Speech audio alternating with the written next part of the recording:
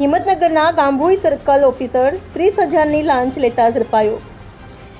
મહેસાણા એસીબીને માહિતી મળી હતી કે હિંમતનગર મામલતદાર કચેરીના અધિકારીઓ જમીનમાંથી ખનીજ કાઢવાની પરવાનગી માટેની અરજીઓમાં પોઝિટિવ અભિપ્રાય આપવા અને હેરાનગતિ ન કરવા માટે અરજદારો પાસેથી 30,000થી 50,000 રૂપિયા સુધીની લાંચની માંગણી કરે છે। આ માહિતીના આધારે બુધવારે સવારથી એસીબી ટીમે મામલતદાર કચેરીમાં વોચ ગોઠવી હતી। આરોપી સર્કલ ઓફિસરે ડિકોઈ સાથે વાતચીત કરી 30,000 રૂપિયાની લાંચની માંગણી કરી હતી। જ્યારે તેઓ લાંચ લઈ રહ્યા હતા ત્યારે મહેસાણા એસીબીએ તેમને સર્કલ ઓફિસમાંથી ઝડપી લીધા હતા।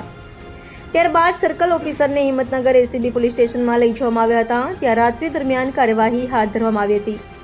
હવે તપાસ ગાંધીનગર એસીબીને સોંપવામાં આવી છે। આજે લાંચિયા સર્કલ ઓફિસરને કોર્ટમાં રજૂ કરવામાં આવશે।